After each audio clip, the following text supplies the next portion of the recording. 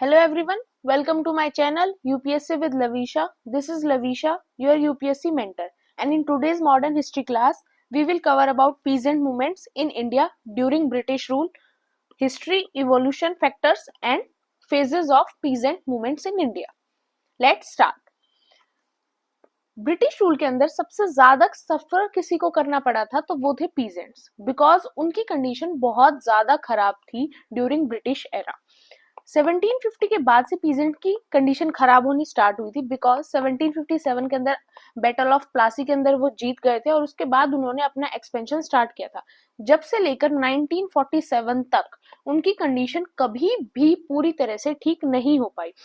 Although की बाद में बहुत कांग्रेस का फाउंडेशन हो चुका था, कांग्रेस भी उनके ऊपर ध्यान दे रही थी, बट फिर भी टिल इंडिपेंडेंस उनकी कोई भी कंडीशन या फिर उनकी कोई भी प्रॉब्लम सॉल्व नहीं हो पाई। और आफ्टर इंडिपेंडेंस उनके लिए कुछ काम किए गए और उसके बाद भी बहुत टाइम लगा उनकी प्रॉब्लम्स को सॉल्व होने के अंदर। और उनके लिए सबसे बड़ा चेंजमेंट ये था कि कॉमर्शियलाइजेशन ऑफ एग्रीकल्चर स्टार्ट हो गया था। अब एग्रीकल्चर के अंदर पहले क्रॉप कल्टीवेशन कैसे होता था, अगर हम ब्रिटिश रूल से पहले बात करें तो क्रॉप कल्टीवेशन होता था पीजेंट्स की नेसेसिटी के ऊपर।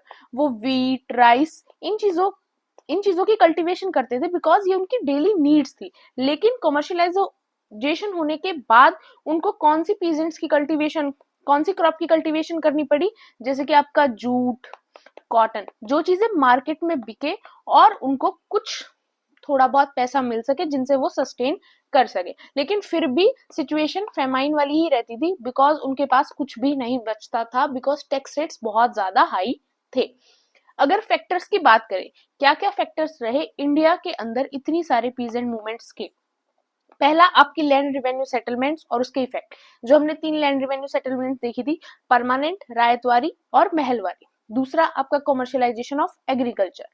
तीसरा इनडेप्थनेस, कि उनके ऊपर बहुत ज्यादा डेप्थ हो गया था जिसको वो कम ही नहीं कर पा रहे थे बिकॉज टैक्स ज्यादा था। क्रॉप फेलियर की सिचुएशन वो फेस कर रहे थे, बट क्रॉप फेलियर होने के बाद भी उनको टैक्स देना पड़ रहा था, जिसकी वजह से उनकी डेप्थ की सिचुएशन बहुत ज्यादा बढ़ गई थी।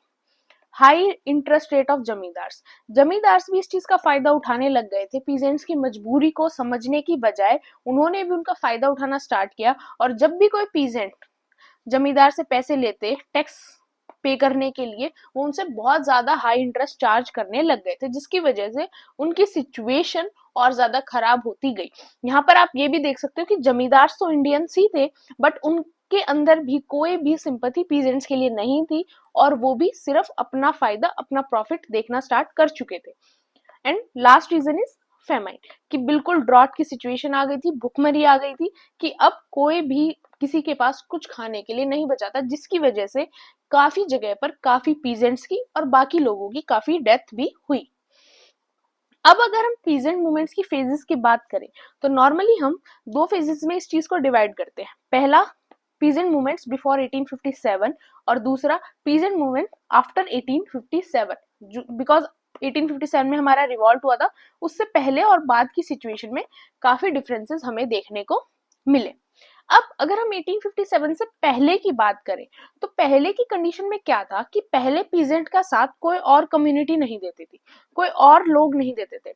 जैसे कि कोई भी पॉलिटिकल सपोर्ट उनके पास नहीं था बिफोर 1857, किसी रूलर का सपोर्ट भी नहीं था, किसी जमींदार का सपोर्ट भी नहीं था, किसी भी और क्लास का सपोर्ट पीजेंट मूवमेंट्स के पास नहीं था। और उनको अपनी लड़ाई जितनी भी उन्होंने लड़ी वो खुद लड़ी और खुद ही उन्होंने हर चीज को सफर किया। और लीडरशिप भी जो उनके पास होती थी वो भी उन्हीं के पास होती थी, कि जैसे मान लो किसी जगह पे 100 पीजेंट्स हैं, उन्हीं में से किसी व्यक्ति ने लीडरशिप कर ली, उन्हीं में से कोई व्यक्ति ने सामने आने की कोशिश की और उसी ने उस चीज को लीड किया, उस मूवमेंट को लीड किया। लेकिन वहीं अगर हम आफ्टर 1857 की बात करें, आपके 1885 के अंदर कांग्रेस बन चुकी थी, तो कांग्रेस के भी काफी लीडर्स थे, जैसे सरदार वल्लभ भाई पटेल, महात्मा गांधी, इन्होंने भी काफी फेमस पीजेंट मूवमेंट्स को सपोर्ट किया और जगह से भी पीजेंट मूवमेंट्स को पॉलिटिकल सपोर्ट मिलने लग गया। साथ में उनकी कहीं ना कहीं बातें सुनी जाने लग गई। उन्होंने भी महात्मा गांधी और बाकी जगह पर अलग अलग मूवमेंट्स का साथ दिया, जैसे सिविल डिसोबीडियंस हो गया, आपका नॉन कॉर्पोरेशन मूवमेंट हो गया, और सेम उनको भी सपोर्ट मिलना स्टार्ट हो गया। और अब पीजेंट मूवमेंट्स वर्ल्ड वाइड और पूरे इंडिया के अंदर फेमस होना स्टार्ट हो गए, जिसकी वजह से थोड़ा बहुत चेंजमेंट उनकी कंडीशन के अंदर भी आना शुरू हुआ। और अब पहले पीजेंट मूवमेंट्स का सिर्फ एक मुद्दा होता था, टैक्स।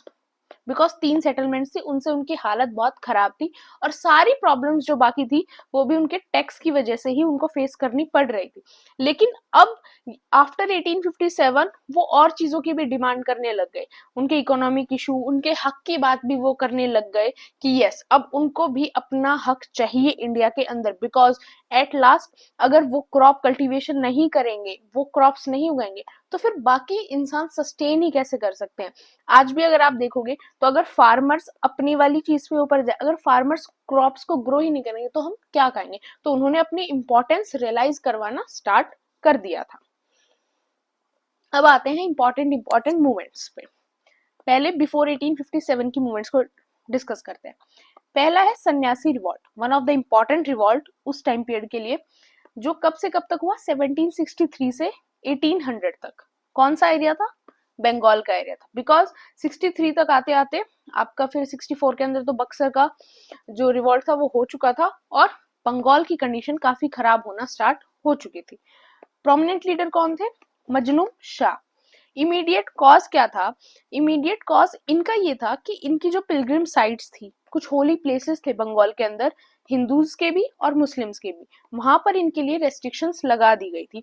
इसलिए इन्होंने इस रिवॉल्ट को स्टार्ट किया था। और बंगाल के अंदर 1770 के अंदर एक बहुत बड़ा फेमाइन भी आया था, जो भी इसका अल्टीमेट रीजन बाद में चलकर बना। अब सन्यासी से डिनोट होते हैं हिंदूज, और इसी के अंदर इंक्लूड से फकीर्स, जिनसे डोनेट होंगे आपके मुस्लिम्स। अब ये मूवमेंट एक रीजन की वजह से और इम्पोर्टेंट है, बिकॉज बंकिम चंद्र चट्टोपाध्याय जी ने एक नॉवल लिखी थी आनंद मठ, जो काफी फेमस नॉवल है। वो किसके ऊपर बेस्ड लिखी थी, सन्यासी रिवॉल्ट के बेस्ड के ऊपर लिखी थी। और ये आनंद मठ और किस चीज के लिए फेमस है, बिकॉज जो हमारा नेशनल सॉन्ग है वंदे मातरम, वो भी इस आनंद मठ के अंदर ही बंकिम चंद्र चट्टोपाध्याय या बंकिम चंद्र चटर्जी ने इसी के अंदर लिखा था। अब ऐसा नहीं है कि जिस टाइम ये रिवॉल्ट हुआ उसी टाइम इन्होंने लिखी, बिकॉज जिस टाइम रिवॉल्ट हो रहा था उस टाइम तक तो इनका बर्थ भी नहीं हुआ थे, पैदा भी नहीं हुए थे। बाद में जब ये पैदा हुए, इन्होंने सिचुएशंस के बारे में देखा, पढ़ा, उसके बाद इन्होंने इस नॉवल को लिखा था।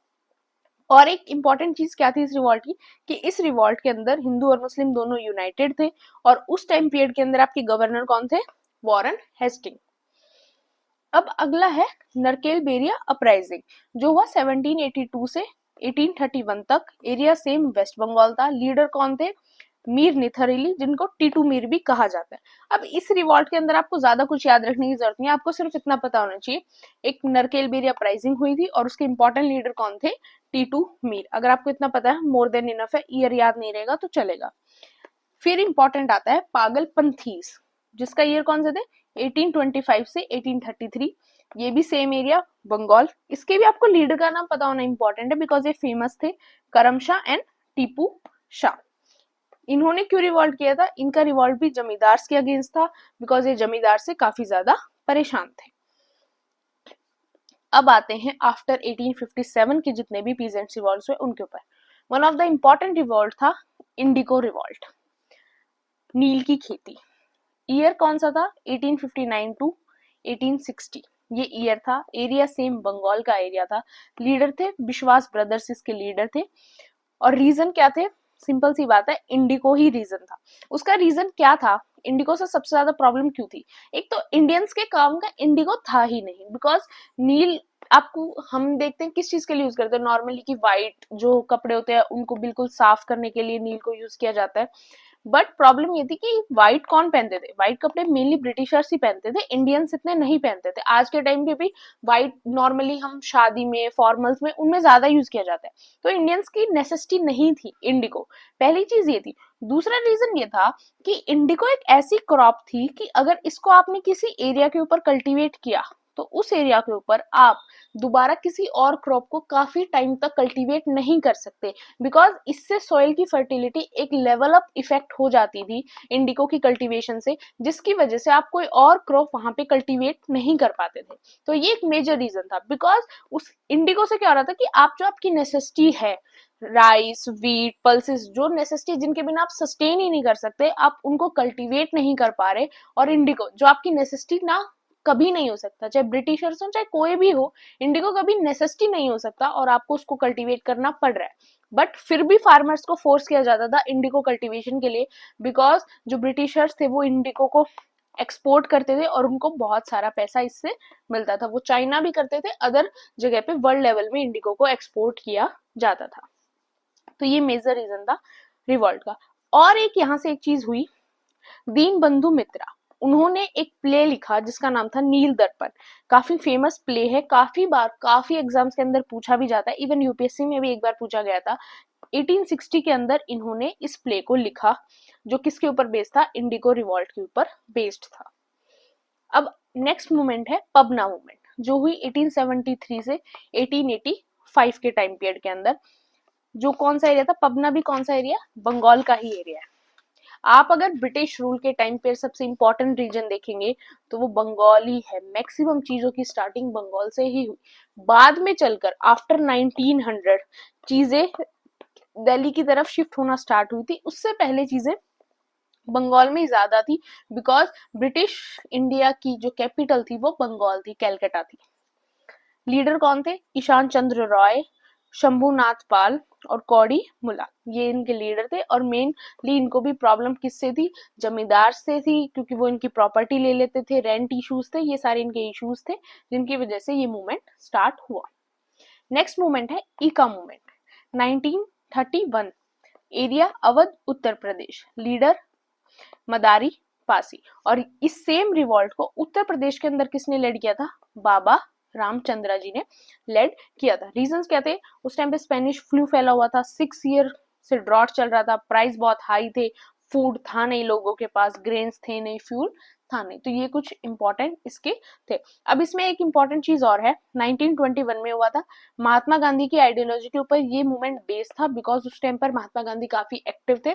दूसरी चीज ये है कि 1921 से पहले भी आपका 1917 के अंदर चंपारण सत्याग्रह हुआ था, और 1918 के अंदर आपका खेड़ा सत्याग्रह हुआ था, खेड़ा मूवमेंट हुआ था। ये दोनों मूवमेंट हमने इस क्लास के अंदर इसलिए कवर नहीं किए बिकॉज हमें गांधी जी के एरा को अलग से कवर करना पड़ेगा कंप्लीटली, और ये दोनों मूवमेंट के मेन लीड वही थे, तो इनको हम उनके मूवमेंट्स के साथ कवर करेंगे।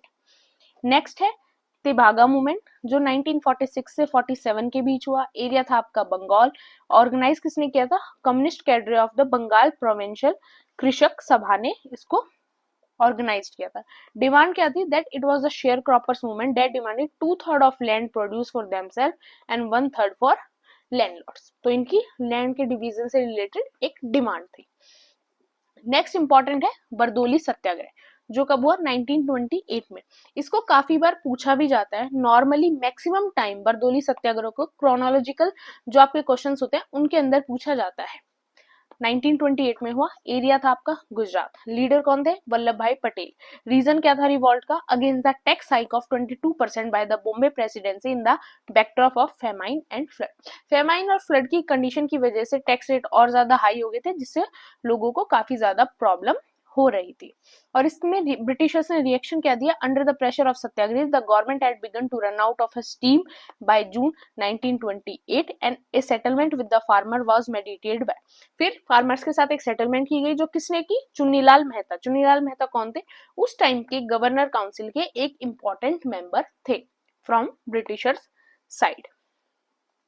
नेक्स्ट ऑल इंडिया किसान सभा 1936, इंपॉर्टेंट है, कैसे बनी, इंडियन नेशनल कांग्रेस के लखनऊ सेशन के अंदर फॉर्मेशन हुई ऑल इंडिया किसान सभा की, जिसके फाउंडर कौन बने, स्वामी सज्जानंदा सरस्वती।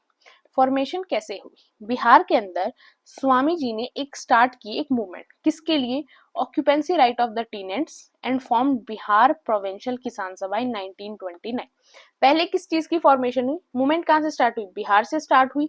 बिहार के अंदर पहले बनाई गई बिहार प्रोविंशियल किसान सभा इन 1929 9। उसके बाद क्या चीज हुई, आंध्रा के अंदर NG Ranga also mobilise the peasants and formed a Kisan Sabha. फिर आंध्रा के अंदर किसान सभा बनाई, किसने बनाई, एनजी रंगा ने। फिर the Kisan Sabha movement spread to the other regions of the country and it raise the demand for the abolition of zamindari. फिर मूवमेंट ऐसे करके आंध्रा से स्टार्ट हुई, उधर बिहार से स्टार्ट हुई, फिर मूवमेंट पूरे इंडिया के अंदर फैल गई। उसके बाद मूवमेंट को जो आंध्रा से उन्होंने स्टार्ट की, सभी को कंबाइन करके एक बनाया गया, क्या बनाया गया, ऑल इंडिया किसान सभा बनाई गई कांग्रेस सेशन के अंदर। और पहले प्रेसिडेंट ऑल इंडिया किसान सभा का किसको बनाया गया, स्वामी सज्जानंद सरस्वती। और आज तक ऑल इंडिया किसान सभा एग्जिस्टेंस के अंदर है। इनके सबसे पहली डिमांड क्या थी कि जमींदारी सिस्टम को खत्म करो। ऑल्दो उस टाइम पर इनकी डिमांड फुलफिल नहीं हुई, बट आफ्टर इंडिपेंडेंस 1947 के बाद उनकी डिमांड मानी गई और जमींदारी सिस्टम खत्म हो भी गया। लास्ट मूवमेंट है तेलंगाना मूवमेंट 1946 से 1952। ये इंडिपेंडेंस के बाद तक भी चली। एरिया आपका आंध्र प्रदेश था। लोकल लैंडलॉर्ड्स के खिलाफ ये मूवमेंट स्टार्ट हुआ था। पहले निजाम से रिलेटेड चीजें थी, बिकॉज निजाम का रूल चल रहा था उस टाइम पीरियड के अंदर ये चीजें स्टार्ट हुई थी और बाद में चलकर ये मूवमेंट खत्म हो गया।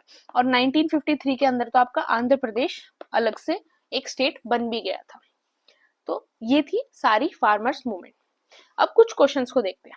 क्वेश्चन नंबर 1, ये क्वेश्चन आपका मेंस में आया था 2019 के अंदर। अब एक चीज और ध्यान रखना, जो जितने भी क्वेश्चन यूपीएससी मेंस के अंदर आते हैं या फिर प्रीलिम्स के अंदर आते हैं, वो क्वेश्चन किसी पर्टिकुलर टॉपिक से रिलेटेड नहीं होते। अलग अलग टॉपिक्स की कोई कोई डिटेल उठाई जाती है और फिर आपको कंबाइन कर कर फिर हमें उस चीज का आंसर देना होता है। मैक्सिमम क्वेश्चन ऐसे ही होते हैं। स्पेसिफिकली अगर हम हिस्ट्री की बात करें तो उसमें ऐसे ही होते हैं। इसीलिए आप हिस्ट्री में किसी भी इंपॉर्टेंट चीज को छोड़ नहीं सकते, बिकॉज कोई एक चीज कहीं से उठाई जाएगी, कोई एक चीज कहीं से उठाई जाएगी। अब इस चीज को हम एग्जाम्पल के साथ देखते हैं। आप इन क्वेश्चंस को देखोगे तो आपको आइडिया भी हो जाएगा। Question number 1, many voices have strengthened and enriched the nationalist movement during the Gandhian phase. Elaborate. अब आप इस क्वेश्चन में देखो कि जो गांधीयन फेज था, गांधीयन फेज आप नॉर्मली कौन सा काउंट करोगे, 1915 में गांधी जी आए, 1947 के अंदर हमारा जो देश था वो उसको आजादी मिली। अब जो इस फेज के अंदर जितनी नेशनलिस्ट मूवमेंट हुई, उनके अंदर जितनी वॉइसेस आई, उनसे रिलेटेड हमें चीजें लिखकर फिर उस चीज को पूरा इलेबोरेट करना है। तो यहाँ पर पीजेंट मूवमेंट का क्या कनेक्शन हुआ, यहाँ पर कनेक्शन ये हुआ कि कौन से पीजेंट मूवमेंट से रिलेटेड चीजों को आप यहाँ पर ऐड कर सकते हो जो सिर्फ गांधीयन एरा के टाइम पीरियड के अंदर हुई। जैसे आप ऑल इंडिया किसान सभा हो गया, या फिर आपकी जो इका मूवमेंट है वो हो गई। तो कुछ मूवमेंट का थोड़ा सा क्रिप्स, ऐसा नहीं है कि आपको मूवमेंट के लीडर या फिर उनके कौन सा ईयर था वो नहीं, एज अ एग्जाम्पल कुछ आप हिस्सा वहां से ऐड कर सकते हो। बिकॉज आपको यहाँ पर इस क्वेश्चन के अंदर सभी क्लासेस को कवर करना है, चाहे वो पीजेंट्स हो, चाहे लॉयर्स हो, चाहे टीचर्स हो, सभी का क्या पार्टिसिपेशन रहा, सभी की वॉइसेस को कवर करना है। तो आप जब पीजेंट्स को यहाँ पर ऐड करोगे तो आप एक दो एग्जाम्पल मूवमेंट्स के ले सकते हो, और उसके लिए आपको पता होना चाहिए कि इस 20 साल में कौन सी मूवमेंट हुई। तो वो हमने अभी देख लिया। Question number 2, economically one of the result of British rule in India in the 19th century was था। ये यूपीएससी 2018 के अंदर क्वेश्चन आया था। अब इन चारों में से ऐसी कौन सा चेंजमेंट था जो ब्रिटिश रूल की वजह से इंडिया के अंदर आया। पहला, increase in the export of Indian handicrafts. ये तो हुआ नहीं, बिकॉज हमने हमारी जो पुरानी क्लासेस में देखा था कि इंडियन हैंडीक्राफ्ट्स का तो काम ही खत्म हो गया था, क्योंकि उन्होंने मशीनरी इंट्रोड्यूस कर दी थी जिनके बाद हैंडीक्राफ्ट्स जो थे इंडियन, उनके पास काम ही नहीं बचा था। Second, growth in the number of Indian own factories. ऐसा भी कुछ नहीं हुआ। बाद में चलकर जो ग्रोथ भी हुई इंडियन ओन फैक्ट्रीज की, वो भी लोगों ने खुद ने की, ब्रिटिशर्स का उनमें कोई हाथ नहीं था। नेक्स्ट ये देखें तो rapid increase in the urban population, ऐसा भी कुछ नहीं हुआ, बिकॉज पॉपुलेशन इंक्रीज होने में ब्रिटिश रूल का कभी कोई हाथ नहीं रहा। मेन क्या आता है, कमर्शियलाइजेशन ऑफ इंडियन एग्रीकल्चर, जो हमने बार बार देखा है कि ब्रिटिश रूल की वजह से इंडियन एग्रीकल्चर का कमर्शियलाइजेशन हुआ, बिकॉज उन्होंने कैश क्रॉप्स को बहुत ज्यादा प्रमोट किया। तो the answer is C. Next है, indigo cultivation in India decline by the beginning of the 20th century because of. 20th century के आते आते इंडिगो कल्टीवेशन का डिक्लाइन कैसे हुआ। सिंपल सा आंसर था, it's unprofitability in the world market because of new invention. अब Britishers ऐसे तो थे नहीं कि पीजेंट्स की रिक्वेस्ट सुनने वाले थे, पीजेंट्स ने तो सफर ही किया टिल इंडिपेंडेंस, उनकी नहीं सुनी जाने वाली थी। और जो गवर्नमेंट थी वो तो ब्रिटिशर्स की थी ही, और जो कांग्रेस बन भी गई थी पर कांग्रेस को भी कहीं ना कहीं ब्रिटिशर्स की माननी ही पड़ती थी। तो सिंपल रीजन था कि वर्ल्ड मार्केट जो थी वहां पर अब इंडिगो का इतना जो इफेक्ट था, इम्पैक्ट था, वो नहीं रहा था, इसलिए इंडिगो कल्टीवेशन डिक्लाइन हो गई। नेक्स्ट है कंसीडर द फॉलोइंग पेयर्स, ये रहा आपका 2019 के अंदर। Sorry, all India anti untouchability league किसने एस्टेब्लिश की? महात्मा गांधी ने। All India Kisan Sabha Swami Sahajanand Saraswati. And next है self respect movement Naicker E V Ramaswamy. अब आपको देखना है कि ये 3 मूवमेंट है, इनके 3 लीडर्स दे रखे, कौन कौन से पेयर करेक्ट है। अब जैसा मैंने बोला था कि अलग अलग टॉपिक से आपको एक एक लाइन मिलती है यूपीएससी के अंदर, वो सेम एग्जांपल है कि हमें इनमें से इस क्लास के अंदर कौन सी पता चली, ऑल इंडिया किसान सभा स्वामी सज्जानंद सरस्वती। वैसे ही जब हम आगे का आफ्टर इंडिपेंडेंस की चीजों को पढ़ेंगे और पार्टीज कैसे डेवलप हुई उन सबको पढ़ेंगे, जब हमें क्या पता चलेगा कि सेल्फ रिस्पेक्ट मूवमेंट जो नाइकर वाली थी उसके फाउंडर कौन थे, ईवी रामास्वामी। वैसे ही जब हम आगे गांधी मूवमेंट्स को रीड करेंगे, जब हमें पता चलेगा कि all India anti touchability league किसने स्टार्ट की थी, महात्मा गांधी ने करी थी। They all are correct. Next question है, which among the following events happened earliest. UPSC prelims 2018 का क्वेश्चन है। अब इसमें भी सेम चीज है, स्वामी दयानंद इस्टेब्लिश आर्य समाज। अब इसमें बताना है कि कौन सा इवेंट सबसे पहले हुआ था, स्वामी दयानंद इस्टेब्लिश आर्य समाज। अब ये चीज जो है हमें सोशियो रिलीजियस मूवमेंट वाले चैप्टर में पता चलेगी, जिसको हम कल की क्लास में कवर करेंगे। बट नॉर्मली इन्होंने कब किया था, ये चीज की थी इन्होंने नियर अबाउट 1875 के अंदर। दीनबंधु मित्रा रोट नीरू दर्पण, ये हमें कहां से पता चला, इसी क्लास में पता चला। इन्होंने कब लिखी थी, 1860 के नियर अबाउट। ठीक है। बंकिम चंद्र चट्टोपाध्याय रोट आनंद मठ, इन्होंने आनंद मठ कब लिखी थी, इन्होंने 1863 के नियर अबाउट लिखी थी, क्योंकि ये उस टाइम पर तो बॉर्न ही नहीं थे जिस टाइम पे सन्यासी रिवॉल्ट हुआ। नेक्स्ट है Satyendra Tagore become the first Indian to succeed in the Indian civil services exam. 1853 के नियर अबाउट तो क्या हुआ था कि इंडियन सिविल सर्विसेज के अंदर इंडियंस को एंट्री मिलना स्टार्ट हुई थी, फिर आपका रिवॉल्ट हुआ, तो उसके काफी टाइम पीरियड बाद ये पहले सिविल सर्वेंट बने थे। तो द आंसर इसका क्या है, बी है। बट हमें ये पता कैसे चलेगा बी, जब हमने पूरी हिस्ट्री कवर कर ली हो। हम हिस्ट्री में कभी भी ऐसे नहीं कर सकते कि इस टॉपिक को कर लेते हैं इसको स्किप कर देते हैं, बिकॉज हिस्ट्री के क्वेश्चन ही ऐसे आते हैं कि आपको सब कुछ पता होना चाहिए और विद क्रोनोलॉजी पता होना चाहिए, हम उस चीज को स्किप नहीं कर सकते। This is all about this class.